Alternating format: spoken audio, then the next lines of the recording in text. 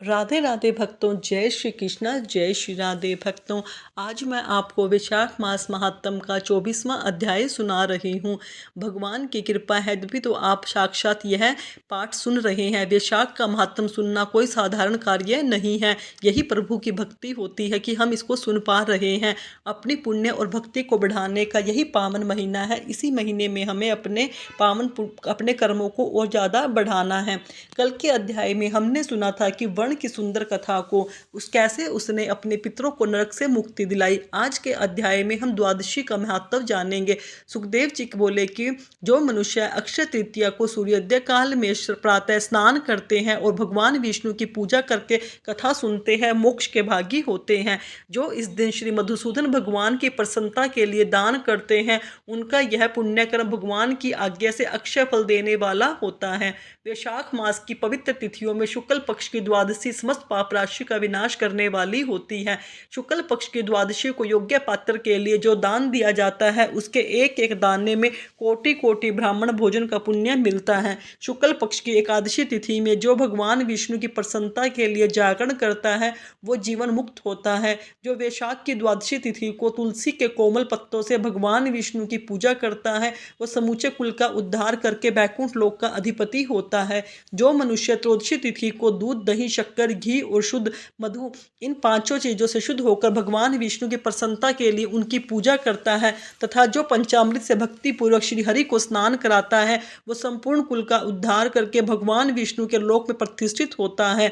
जो सायकाल में भगवान विष्णु की प्रसन्नता के लिए शरबत दान देता है, वह अपने पुराने पापों को शीघ्र ही त्याग देता है। वैशाख शुक्ल द्वादशी में मनुष्य को जो कुछ पुण्य करता है, वह अक्षय फल देने वाला होता है। जो फल माँ गंगा पर ग्रहण के समय सहस्त्र गोदान करने से मिलता है, वही वैशाख मास में द्वादशी के दिन योग्य ब्राह्मण को अर्पण करने से होता है। जो शुक्ल पक्ष की द्वादशी के दिन एक चुटकी अन्न भी सुपात्र ब्राह्मण को दान देता है, उसे कोटि ब्राह्मण को भोजन कराने जितना फल प्राप्त होता है। जो मधु सहित तिल के पात्र का दान द्वादशी के दिन करता है, वह संपूर्ण बंधनों से छूटकर विष्णु लोक को चला जाता है। शुक्ल पक्ष की एकादशी के दिन जो रात्रि जागरण करता है, वो जीते जी ही मुक्ति पाता है। उसे सब देवता प्रसन्न रहते हैं। अब इस विषय में एक प्राचीन इतिहास बताता हूँ, तुम ध्यान से सुनो। प्राचीन काल में कश्मीर देश में देवव्रत नाम का एक ब्राह्मण था। उसने सुंदर रूप वाली एक कन्या थी जो मालिनी के नाम से प्रसिद्ध थी। ब्राह्मण ने उस कन्या का विवाह सत्यशील नामक बुद्धिमान द्विज के साथ कर दिया। मालिनी कुमार्ग पर चलने वाली, पर पुरुषों से संबंध रखने वाली व्यभिचारिणी, स्वच्छता पूर्वक इधर उधर घूमने वाली थी। वो अपनी इच्छाओं को पूरा करने के लिए, अपने सुख के लिए, अपने आभूषणों को धारण करने के लिए पति को जीवन चाहती थी। अपने पति की शुभचिंतक नहीं थी। उसके घर के काम करने के बहाने कोई ना कोई उसके घर पर आता रहता था। सभी जाति के मनुष्य शरणागत के रूप में उसके यहाँ ठहरते थे। वो कभी पति की आज्ञा का पालन नहीं करती थी। इसी दोष से उसके सभी अंगों में कीड़े पड़ गए, जो कालांतक और यम की भांति उसकी हड्डियों में भी छेद कर डाले। उन कीड़ों से उसकी नाक, जीवा, कान कट गई। उसके स्तन तथा अंगुलियां गल गई। उनमें लंगड़ापन भी आ गया। इन सब क्लेशों से मृत्यु को प्राप्त होकर वो नरक की यातनाएं भोगने लगी। 1,05,000 वर्ष तक वो तांबे के भांड में रखकर जलाई गई। 100 बार उसने कुत्ते की योनि में जन्म लेना पड़ा। इसके बाद 100 देश में बपंद बंधु नामक एक ब्राह्मण के घर में वो अनेक दुखों से घिरी हुई एक कुतिया हुई। उस समय भी उसके कान, नाक, पूंछ और पैर कटे हुए थे। उसके सिर में कीड़े पड़े हुए थे और योनि में भी कीड़े भरे रहते थे। राजन, इस प्रकार 30 वर्षों दुख भोगते हुए बीत गए। एक दिन वैशाख मास के शुक्ल पक्ष की द्वादशी तिथि को पंदबंधु नाम का पुत्र नदी के स्नान करके पवित्र हो भीगे वस्त्रों से घर आया। उसने तुलसी की वेदी के पास जाकर अपने पैर धोए। देह योग से वो कुतिया वेदी के नीचे सोई हुई थी। सूर्योदय से पहले का समय था। ब्राह्मण कुमार के चरणोदक से वो नहा गई और तत्काल उसके सारे पाप नष्ट हो गए। फिर उसी क्षण उसके पूर्व जन्मों का स्मरण भी हो आया। पहले के कर्मों को याद करने आने वाली कुतिया तपस्वी के पास जाकर मनुष्य की भाषा में दीनता पूर्वक पुकारने लगी और बोली, हे मुनि, आप मेरी रक्षा करें। हे मुनि, आप मेरी रक्षा करें। इसने पनबंधु मुनि के पुत्र को अपने पूर्व जन्मों के बुरे आचरणों का पूरा वृत्तांत सुनाया और कहा, हे ब्राह्मण, जो कोई भी दुखी दूसरी युवती पति के ऊपर वशीकरण का प्रयोग करती है वो दूराचंडी बनती है। उसे तांबे में पकाया जाता है। पति स्वामी है, पति गुरु है और पति उत्तम देवता है। साध्वी स्त्री उस पति का अपराध करके कैसे सुख पा सकती है?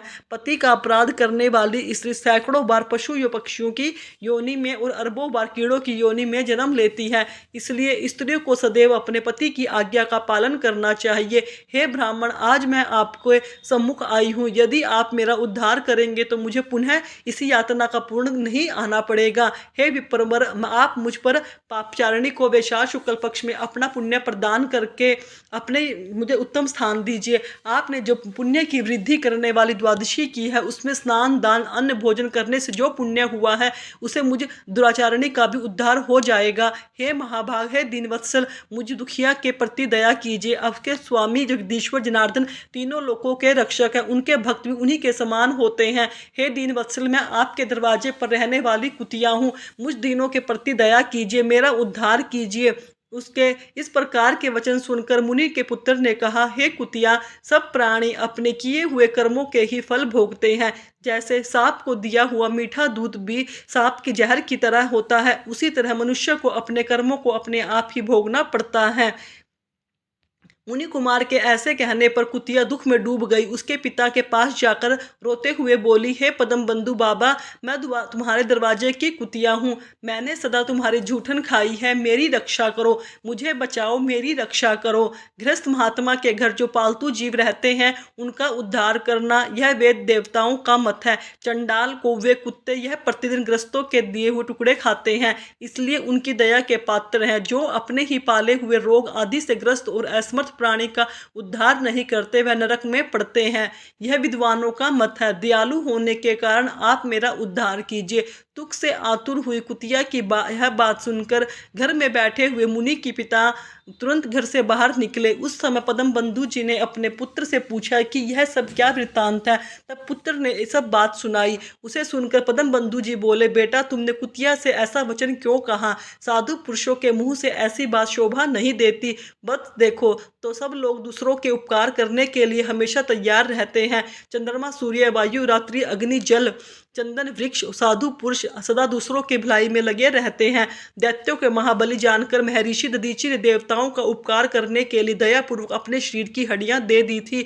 महाभाग, पूर्व काल में राजा शिबरी ने कबूतर को प्राण बचाने के लिए भूखे बाज को अपने शरीर का मांस दे दिया था।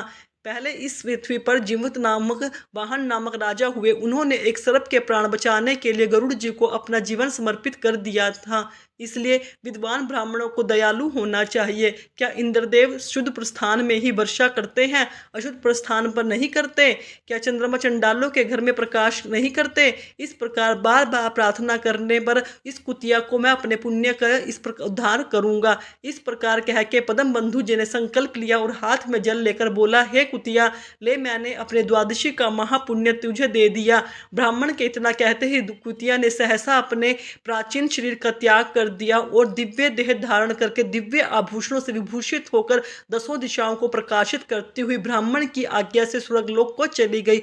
वहां महान सुखों का उपभोग करके इस पृथ्वी पर भगवान नर नारायण के अंश उर्वशी नाम की श्रेष्ठ अंगों वाली देवताओं की प्रिय अप्सरा हुई, जिससे योगी जन योग द्वारा प्राप्त कर सकते हैं। ऐसे सुंदर रूप को उस कुतिया ने प्राप्त किया। इसके बाद पद्म बंधु जी ने मधुसूदन भगवान की प्यारी पुण्य बढ़ाने वाली इस तिथि को संसार में प्रसिद्ध किया।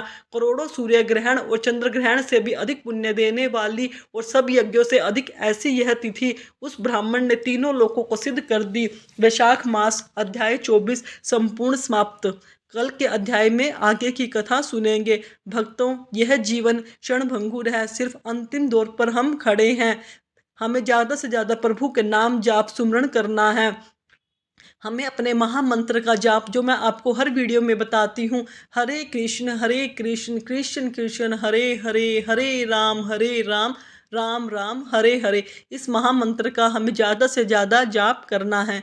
वैशाख के अंतिम 5 दिन महान फल देने वाले होते हैं। अगर किसी ने वैशाख नियम स्नान नहीं लिया हो तो वैशाख माह के अंतिम 5 दिन भी नियम ले सकता है। याद रखना। अब अंत में मेरी एक बात और सुन लो। मैं रोज कहती हूँ आपको कि अपने पूरी तरह से बस प्रभु भक्ति में ही अपना नाम कमाना है, अपना नाम बनाना है। सारा दिन बस प्रभु के नाम का सुमिरन ज़्यादा से ज़्यादा करना है। भक्तों, अगर मेरे द्वारा सुनाए गए अध्याय, कथा, महात्म जो भी है, इसे आप अच्छा लगा हो तो मेरे चैनल को सब्सक्राइब करें, वीडियो को लाइक करें, कमेंट में राधे राधे अवश्य लिखें। धन्यवाद भक्तों।